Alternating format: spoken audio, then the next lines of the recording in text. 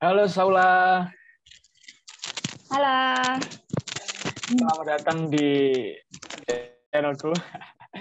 Apa kabar nih Ya, Saula? Alhamdulillah baik. Lagi sibuk apa nih pandemi kayak gini?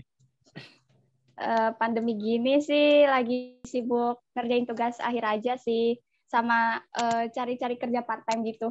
Oke siap. Jadi Iya. teman-teman semua sekarang yang lagi nonton video ini, aku mau sharing sama Saula.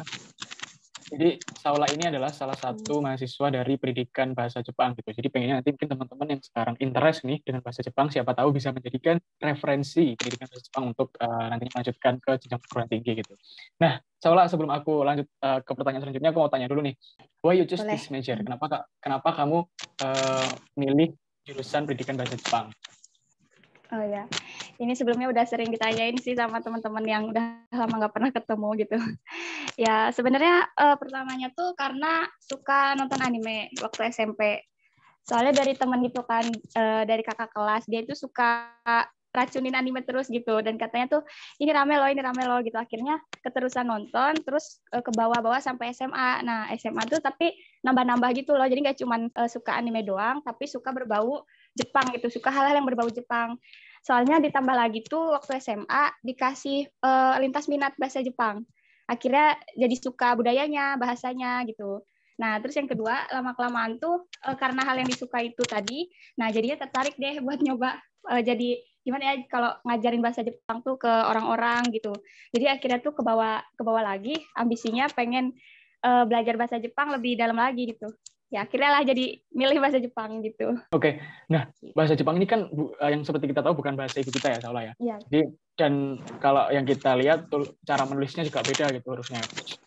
Iya. Nah itu kamu sendiri ada kesulitan nggak? Maksudnya yang kamu temui selama kamu kuliah di pendidikan bahasa Jepang? Kesulitan yang ditemui itu ada sih ya, pasti selalu ada aja, apalagi di bahasa Jepang ini gitu. Lebih susah tuh paling di itu sih, mungkin umum kali ya, tapi ya mungkin bisa jadi juga nggak umum ya, di bahasa lain gitu maksudnya. Tapi kalau di bahasa Jepang ini sendiri tuh bagi aku sulit di vocab sama grammar gitu sih Kak. Jadi kalau di vocab itu kan luas banget, jadi banyak yang harus dihafalin gitu. Akhirnya kadang yang diingat tuh cuma beberapa gitu levelnya kan. Kalau tahu tentang Japanese Language Proficiency Test, itu kan ada tingkatannya, mulai dari yang terendah N5 sampai yang paling tinggi itu N1. Nah, jadi itu tuh makin naik level, nah jadi semakin susah gitu grammarnya. Tapi sebenarnya sama aja sih maknanya sama grammar yang awal-awal, cuman karena banyak banget, nah jadi kadang suka ada yang lupa gitu, jadi bingung ini pengaplikasiannya yang mana. Oh iya ini gitu, sulitnya di situ sih, lebih di situ. Oke, nah tadi kamu kan sudah nge-mention kalau kamu sulitnya di grammar sama vocab gitu. Nah, sebenarnya apa aja sih yang dipelajari di Ya. pendidikan bahasa Jepang tuh selain kamu harus bisa Jepang ya tentunya? Ya. Ya tentunya yang dipelajarin itu sebenarnya kan saya prodi pendidikan bahasa Jepang. Jadi kan di kampus saya itu ada jurusan bahasa dan sastra Jepang. Nah itu tuh sebenarnya dibagi lagi dua. Jadi ada prodi pendidikan, ada sastra. Tapi yang sastranya belum ada. Jadi akhirnya yang jalan sekarang baru pendidikan bahasa Jepang. Nah jadi di pendidikan bahasa Jepang ini nggak khusus bahasa Jepang aja gitu kayak di sastra. Nah jadi di sini juga ada pelajaran yang di luar bahasa Jepang. Nah, ini kalau yang khusus buat bahasa Jepangnya itu ada mata kuliah sendiri. Misal belajar tentang kanji. Nah, itu ada mata kuliahnya sendiri. Namanya itu Hyoki. Terus ada juga yang listening, itu bisa disebut Chokai. Terus ada yang membuat karangan, sakubung itu. Terus ada tentang kebudayaan, tentang komunikasi, sejarah, bisnis, itu belajar semuanya. Terus penerjemahan, ya dan lain-lain gitu. Nah, tapi yang di luar yang berhubungan dengan bahasa Jepang, tapi yang di luarnya itu, tapi ada hubungannya juga gitu. Nah itu ada kayak apa ya, pokoknya mata kuliah yang belajar gimana caranya jadi guru gitu. Gimana caranya jadi pengajar gitu. Terus, nah biasanya itu di awal-awal kan, di semester awal. Nah di semester akhir itu kayak semester 7, semester 6, 7. Nah itu mulai ada mata kuliah micro teaching. Jadi kayak pengaplikasiannya gitu dari mata-mata kuliah itu. Kemudian di semester akhir, nah itu ada program pengenalan lapangan persekolahan. Jadi benar-benar terjun langsung ke sekolah. Jadi dipilihin gitu sama universitas.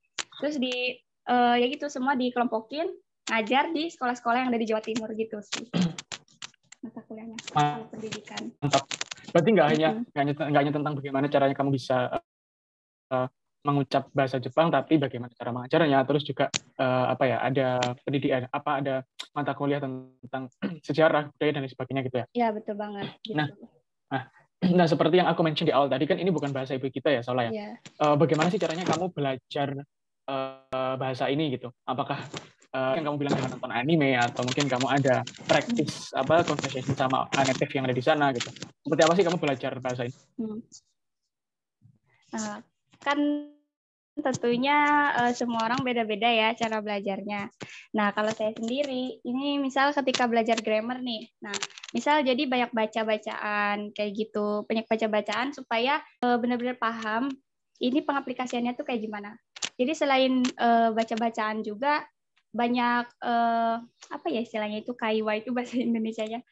Banyak kaiwa gitu kayak ngobrol-ngobrol gitu sama teman. Sama dulu juga ada sih native, ada dosen, ada juga yang masih mahasiswa gitu. Dia didatengin dari Jepang ke Surabaya gitu buat ya itu gimana caranya biar kita bisa mengaplikasikan apa yang udah dipelajari. Tapi selain itu juga saya sendiri punya teman dari Jepang gitu. Jadi kadang juga saya ngobrol-ngobrol sama dia gitu. Terus waktu itu juga kebetulan pernah kerja part time sama orang Jepang itu sendiri, asli orang Jepang itu sendiri. Nah, itu juga sama, jadi hitung-hitung latihan kayak gitu. Jadi makanya dulu pas semester awal pas masih kuliah itu pernah ikut part time, tapi nyobanya yang benar-benar berhubungan gitu. Kalau nggak berhubungan sama bahasa Jepang nggak. Gitu. Jadi belajarnya dari situ. Tapi kalau belajar kanji yang tulisan kanji itu, nah itu banyak latihan nulis sama hafalin cara bacanya. Karena kan kanji itu cara bacanya banyak ya, cara bacanya itu ada banyak. Nah, terus kalau tentang kebudayaannya, nah itu cara belajarnya itu saya lebih suka lewat nonton film, anime, atau drama gitu. Atau dengerin lagu. Tapi kalau dengerin lagu kurang efektif sih, lebih efektif itu ya nonton anime gitu, film sama drama kayak gitu. Itu cara saya belajar bahasa Jepang biar lebih mudah gitu. Iya benar. Mantap. Tadi aku sempat interest sama yang ngedatengin orang Jepangnya langsung di Surabaya. Nah itu apakah rutin gitu seolah emang ada programnya atau emang eventual atau seperti apa? Nah, setahu saya itu dulu itu pernah lihat foto senpai, kakak tingkat senpai, dan pernah juga diceritain sama senpai itu sendiri. Ya selalu ada gitu, entah kenapa emang selalu ada yang dari Jepang ke Indonesia gitu, khusus buat di UNESA di kampus saya gitu. Entah kenapa, jadi bukan mahasiswa aja, tapi ya dosen juga. Tapi karena ini corona kemarin gara-gara pandemi, jadi belum ada lagi info-info itu. Cuman sebelum pandemi itu pasti selalu ada mahasiswa yang seumuran gitu. Terus ada juga dosen ikut ngajar, kadang dosennya juga. Kalau untuk mahasiswanya sendiri berarti mereka kayak bentuk student exchange gitu bukan, atau ikut kuliah, atau emang khusus untuk praktis teman-teman gitu? Oh ya, waktu itu tuh ada yang emang mahasiswa itu namanya tuh apa ya programnya, saya lupa programnya apa. Pokoknya ini yang nggak dari bahasa Jepang gitu sih. Jadi ada program di Indonesia itu untuk mahasiswa luar negeri. Jadi bukan cuma Jepang aja, tapi dari Cina juga ada, terus dari Jerman, dari Amerika juga ada. Nah, jadi dari situ yang mahasiswa bahasa Jepang ya diundang buat ke bahasa Jepang gitu. Hitung-hitung jadi native dari Jepang. Nah, tapi ada juga yang emang dari UNESA-nya gitu. Jadi UNESA itu ada kerjasama sama universitas yang ada di Jepang. Salah satu universitas yang ada di Jepang. Namanya itu Aichi Daigaku gitu. Aichi Daigaku ya itu. Nah, biasanya mahasiswanya dari situ. Jadi kalau yang mahasiswa dari Aichi itu dia cuma jadi native aja sih, nggak ikut kuliah gitu. Nah, kalau yang ikut kuliah yang sebelumnya tadi, yang banyak dari mahasiswa luar negeri. Berarti memang terfasilitasi ya di sana ya, Saula ya, untuk untuk praktis langsung dengan native yang ada di Jepang langsung gitu kan? Betul banget, betul. Nah, kalau pendidikan bahasa Jepang sendiri ini ada kemungkinan bisa ke Jepang nggak? Ada banget, pasti ada kok kemungkinan. Soalnya ya gitu, prospek kerjanya tuh luas banget. Jadi pasti ada kemungkinan buat bisa ke sana. Contohnya seperti apa yang kalau misalkan ke Jepang gitu, misalkan habis lulus ke sana. Ya selain S2 loh ya. S2 pasti ya oke lah bisa gitu. Sebenarnya ada ini Kak, ada 2. Jadi ada yang program dari pemerintah Jepang itu sendiri, ada juga yang swasta, dari swasta gitu. Nah, kalau yang dari pemerintah Jepang itu benar-benar dibiayain, jadi kita nggak ngeluarin uang. Nah, itu kalau yang dari pemerintah Jepang itu cuman kuliah di sana, tapi cuma 1 tahun. Jadi biasanya yang kepilih buat program itu, dia kayak cuti dulu gitu 1 tahun kuliahnya. Nah, tapi kalau misal yang swasta itu bisa beasiswa bisa, tapi lebih banyak ke kerja sih, Kak. Lebih banyak ke kerja magang gitu. Magang. Nah, itu dari biasanya tuh namanya tuh JIPA. Aduh, itu aku lupa nama. Saya lupa nama itunya apa, nama kepanjangannya, cuman disebutnya itu JIPA. Nah, dia itu jadi program magang ke Jepang, itu kerjanya di hotel kalau nggak salah. Nah, itu bisa sih mahasiswa akhir, tapi kebanyakan tuh mahasiswa akhirnya yang belum selesai gitu loh, belum selesai tugas akhir tapi udah berangkat gitu. Jadi ya intinya syaratnya tuh sebenarnya nggak harus lulus dulu sih gitu kalau yang itu. Kalau yang JIPA itu syaratnya nggak harus lulus dulu sebenarnya. Gitu. Yang penting tuh harus minimal punya kemampuan JLPT level N3. JLPT yang tadi Japanese Language Proficiency Test itu. Itu dong syaratnya sebenarnya. Gitu. Oke, berarti ada kemungkinan bisa ke sana ya, waktu masih kuliah gitu ya, soalnya. Iya, Oke. betul. Nah, kalau di Unesal sendiri nih, teman-teman apa ya? Bukan teman-teman, maksudku universitasnya sendiri provide ini nggak, kayak misalkan mahasiswanya itu ada kayak komunitas atau perkumpulan gitu nggak? Kan kalau misalkan di jurusanku misalkan di TES itu kayak ada himpunannya gitu, tapi kan dia himpunannya tuh kayak organisasi gitu kan. Nah, kalau di pendidikan bahasa Jepang ada nggak yang misalkan untuk khusus nih ada kayak komunitas belajar bahasa Jepang gitu? Oh, kalau untuk program khususnya sih nggak ada ya. Cuman kalau kegiatan yang dikhususkan, kalau kegiatan yang dikhususkan buat anak bahasa Jepang, jadi sejurusan itu bahasa Jepang, itu lebih disebutnya mungkin lebih kayak ke kegiatan ekstra gitu mungkin juga. Jadi kegiatan ekstra di luar, kalau SMA tuh ekstrakurikuler gitu. Nah, itu kegiatan ekstra di luar mata kuliah itu. Jadi ada hubungannya sama mata kuliah itu. Cuman ya lebih enjoy gitu aja belajarnya. Jadi gak tegang dan gak bawa-bawa nilai atau apa gitu. Nah, itu disebutnya kalau di Indonesia itu disebutnya kurabu. Kurabu itu klub. Tapi bahasa Jepang kan jadi kurabu. Ya, itu ada shodo, ada shodo, ada taiko. Kalau shodo itu seni melukis, menggambar kaligrafi Jepang kanji itu kalau shodo. Nah, kalau taiko itu apa ya? Dia tuh seni musik tapi mukul-mukulin itu kayak beduk. Ya kayak beduk, cuman emang bentuknya kayak beduk gitu. Jadi terus pukulannya juga ada 2, tapi itu dimaininnya itu sama 2 orang, jadi di depan sama belakang gitu. Nah, itu namanya taiko. Terus ada lagi ryori kurabu. Ryori kurabu itu masak. Jadi mereka suka masak gitu, tapi masaknya masakan Jepang. Terus ada juga kaiwa kurabu. Kaiwa kurabu itu khusus untuk ya percakapan. Jadi kurabu itu cuman untuk bercakap-cakap aja gitu, tapi pakai bahasa Jepang gitu. Jadi khususnya di situ. Terus ada juga kanji kurabu. Jadi di situ belajar kanji. Ya udah kanji terus kanji gitu. Kanji kurabu. Terus ada juga sakura odori. Sakura odori itu nari tapi narinya tuh kayak lemah lembut banget gitu. Enggak jingkrak nggak kayak gimana gitu, karena kostumnya itu pakai yukatanya Jepang. Nah, itu kan yukata Jepang kan bener-bener rapi, terus ngetat rapet gitu kan. Nah, jadi nggak bisa bergerak bebas. Nah, jadi tariannya itu lebih cenderung lemah lembut kayak gitu. Nah, terus ada juga yosakoi. Nah, kalau yosakoi ini tariannya tuh, nah itu yang semangat gitu, yang loncat-loncat kayak gitu, teriak-teriak. Nah, itu jadi itu yang khusus buat bahasa Jepang. Tapi karena yang tarian ini tuh makin kesini tuh kayaknya nggak harus bahasa Jepang aja deh kayak gitu. Nah, jadi kalau yang tarian tadi Sakura Odori sama Yosakoi itu yang di luar jurusan bahasa Jepang juga boleh ikutan gitu. Itu sih yang lebih dikhususkan gitu. Oke, berarti memang apa ya? Memang terfasilitasi gitu ya di Unesa gitu buat teman-teman yang memang mau belajar bahasa Jepang. Lengkap banget loh kayaknya tadi Saula, maksudnya kegiatan mahasiswa itu emang benar-benar apa ya? Sangat semua kalangan, semua jenis kesukaan itu terfasilitasi gitu, mulai dari nari, masak, kemudian kesenian sampai belajar bahasa sendiri gitu. Okay. Dan itu semuanya aktif. Mantap. Oke, kalau untuk dunia perkuliahan sendiri kayak gimana, Saul? Maksudnya apa ya? Susah nggak? Maksudnya menurut Saul susah nggak sih belajar di pendidikan bahasa Jepang gitu? Belajar di bahasa Jepang berarti istilahnya kayak kehidupan aku di kampus tuh kayak gimana gitu? Iya. Kehidupan di kampus sebagai mahasiswa bahasa Jepang, susahnya susah atau enggaknya gitu. Gimana ya?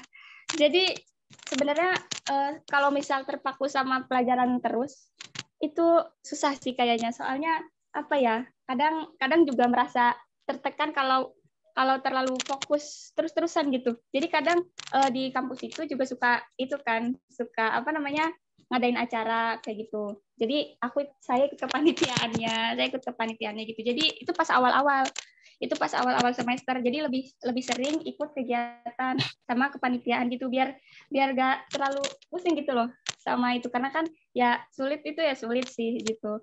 Nah, jadi acaranya itu ada di dalam jurusan, ada di luar jurusan.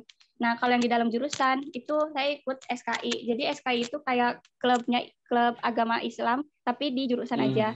Nah, itu biar itu refreshing gitu, Kak. Ya, ya. Nah, terus ikut juga lomba refreshing gimana ya? Tapi ya jujur aja ya enjoy gitu, ikut lomba kanji cup. Nah, terus ikut juga yang lomba kanji cup itu rutin dari 2018 sampai 2020 kemarin, sebelum pandemi. Tapi nggak menang sih.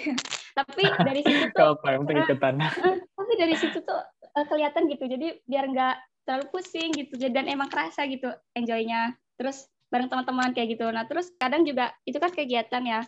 Nah, kalau acara-acara kepanitiaannya itu ada yang paling besar itu di UNESA itu JPC namanya, Japan Pop Culture itu Bunkasai atau festival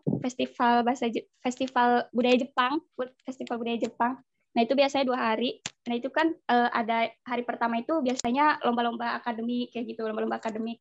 Terus yang hari keduanya tuh yang have fun-nya gitu, yang seneng-senengnya. Ya banyak lomba cosplay, terus ada nyanyi kayak gitu, karaoke, terus ada band-band gitu.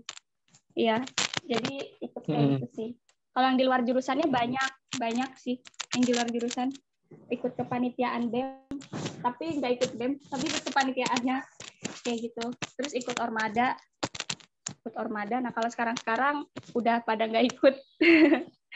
Jadi lebih menikmati di time aja. Gitu. Siap. Berarti apa ya?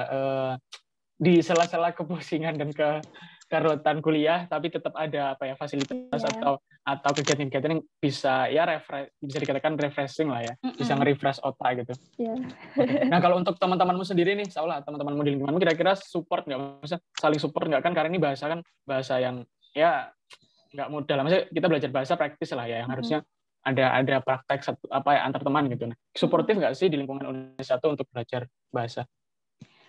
Suportif gimana ya? Suportif apa enggak ya?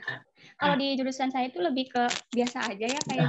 Tapi ada juga sih yang mereka tuh kayak ya benar-benar dari dulu tuh apa ya, pintar gitu. Jadi mereka itu suka ngobrol-ngobrol dalam bahasa Jepang dan mereka itu udah enjoy gitu. Tapi kebanyakan kan ada kan kemampuan orang kan beda-beda ya. Ada yang mungkin bisa tapi malu-malu, ada yang pengen nyoba tapi malu-malu gitu. Nah, kayak gitu. Jadi suportif atau enggaknya mungkin bisa dibilang sedikit suportif ya, karena banyak yang malu-malu juga kalau di kita itu. Ya kayak gitu kan, karena kan banyak yang bilang itu sebenarnya katanya gini, kita itu harusnya lebih bisa, maksudnya kuliah 4 tahun harusnya itu kita lebih bisa ngomongnya gitu, berani daripada nulis. Kayak gitu. Nah makanya ya susah, gampang susah gitu. Nah, susahnya itu kadang ya itu nggak ada teman dan susah nyari teman buat latihan bareng gitu. Tapi menurutku yang paling efektif sih ketika kita praktis sama native sih ya. Soalnya karena emang apa ya, menurutku apa ya, kadang tuh bahasa yang dipelajari sama bahasa yang mungkin dipraktekkan di negaranya langsung tuh beda gitu kan. Ada kayak slang baru yang kayaknya kita terlalu kaku gitu loh belajarnya gitu. Jadi kayak kalau sama native kayaknya bisa lebih praktis deh. Ya itulah kenapa teman-teman itu banyak nyari-nyari teman dari Jepang gitu. Nah, kebetulan kalau misal ada gitu orang Jepang yang entah itu dia kan kadang gini loh Kak, ada yang di Surabaya itu entah kenapa dia itu suka dapat channel itu, saya juga nggak tahu dia dapat channel itu gimana caranya. Kadang tuh selalu ada aja pasti nemu itu kayaknya ada loker deh, itu yang loker di restoran itu yang punyanya tuh orang Jepang asli gitu. Ayo daftar. Nah, akhirnya mereka ikutan, terus akhirnya ya kenalan sama orang Jepang, akhirnya jadi temenan kayak gitu. Entah kenapa selalu ada channel itu. Kayak gitu, dan kadang ya itu ya sih emang bener sih lebih gampang itu sama native-nya. Kayak gitu. Oke, Saula. Kamu punya rencana mau pergi ke sana nggak? Pasti ada rencana pengen pergi ke sana. Cuman ya kadang ada beberapa halangan yang sampai sekarang masih belum tahu gimana caranya halangan itu supaya bisa diajak kompromi. Kalau rencana sih ada, waktu itu juga udah sempat mau ke sana, cuman ada halangannya itu tadi. Bisa lah, insya Allah bisa pasti bisa ke sana. Oke, Saula, sebelum ke last question, tips buat mungkin teman-teman yang sekarang mau ke pendidikan bahasa Jepang atau sekarang lagi kuliah di bahasa Jepang tapi masih maba-maba, atau mungkin teman-teman SMA yang kemarin nih pengumuman SNMPTN ke pendidikan bahasa Jepang gitu.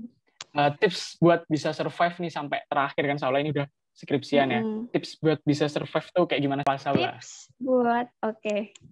Tips buat survive jadi mahasiswa bahasa Jepang sampai akhir ya. Oke, ini semoga bisa bermanfaat buat teman-teman yang ngeliat ini. Tipsnya menurut saya belajarnya enjoy aja. Terus nggak perlu mikir yang terlalu berat gitu. Apalagi semester awal-awal.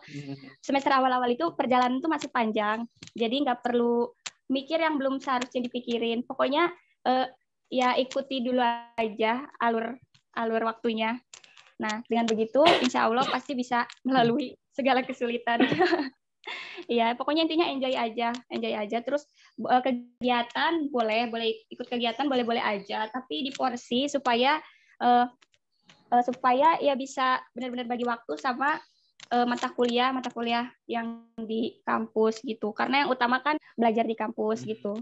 Sebelum ke kegiatan-kegiatan yang lain. Pokoknya gitu. Pasti nanti ada masanya kok. Ada masanya ikutan ini, ikutan itu gitu. Jadi nggak perlu memaksakan. Oke. Tipsnya itu. Oke, mantap tips dari Kak Saula nih. Oke, Saula, next kita kan udah bicara tentang pendidikan bahasa Jepang dan sebagainya, kehidupanmu di sana gitu. Nah, next nih planning kamu ke depan setelah lulus kamu mau ngapain? Waduh, planning ya. Ini yang bingung sih untuk dijawab nih planning. Planning tuh sebenarnya ada banyak. Cuman ini yang kelihatannya udah pasti aja kali ya. Next planning ini tuh setelah ini pokoknya target itu mau nyelesain tugas akhir artikel ini tepat waktu, itu next planningnya. Kemudian mau cari kerja yang benar-benar yang bukan part time lagi gitu, pokoknya yang berhubungan sama bahasa Jepang. Sebenarnya lebih pengen ngajar gitu sih, ngajar kayak gitu planningnya. Terus yang ketiga ya itu tadi planning ke Jepang, tapi masih belum tahu halangannya kayak gimana. Okay. Ya itu planningnya. Yang pasti saya itu yang dua tadi sih. Iya. Oke, Saula, kan sebenarnya pertanyaanku sudah habis, cuman aku pengen tanya ini nih, apa ya, sebelum aku tutup nih, ini aku juga tanyakan ke teman-teman yang lain yang aku ajak sharing. Give us some advice nih. Ini di luar pendidikan bahasa Jepang. Beri kita advice ini sebagai seorang anak muda Indonesia yang sekarang lagi berhadapan dengan pandemi, berhadapan dengan bencana, tapi kita tuh punya potensi nih sebenarnya anak muda itu. Nah, menurutmu harus seperti apa sih anak muda zaman sekarang gitu? Anak muda zaman sekarang ya, di era pandemi ini ya, lebih dikhususkannya ya. Kalau menurut saya, di era pandemi ini, anak muda itu harus lebih banyak lebih kreatif gitu, lebih kreatif. Karena di pandemi ini lebih banyak kan anak muda itu lebih banyak sih mungkin untuk yang di usia yang masih pelajar kayak gitu. Karena kan untuk di pandemi ini tuh pasti online terus kan belajarnya, tuh online terus, dan pasti bosen karena kan suasananya tuh nggak kayak di sekolah atau nggak kayak di kampus. Nah, jadi perbanyak kreativitas. Gimana caranya supaya tetap pelajaran itu bisa masuk dan kita juga bisa enjoy. Karena kan masa kayak gini terus tuh maksudnya kayak belajar tapi nggak masuk gitu karena ya alasannya karena pandemi. Karena kan pandemi ya gimana lagi kan, nggak bisa gimanain gitu. Jadi perbanyak kreativitas kayak gitu. Terus lebih tingkatkan lagi jiwa sosial kita gitu. Karena kan selain pandemi juga banyak bencana-bencana alam kayak gitu. Masih banyak yang harus ya kita perhatikan gitu di sekitar kita. Gitu. Jadi tingkatkan kreativitas, tingkatkan jiwa sosial kita kayak gitu di masa pandemi ini untuk anak-anak. Mantap. Oke, Saula, aku highlight ini ya, berarti tingkatkan kreativitas dan tingkatkan jiwa sosial kita gitu sebagai seorang anak muda Indonesia.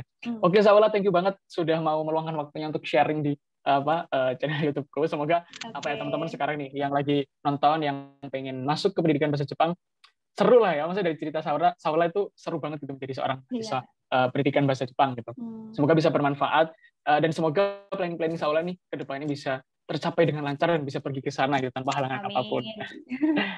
Amin. Terima kasih. Oke. Ya, thank you ya Saula. Thank you.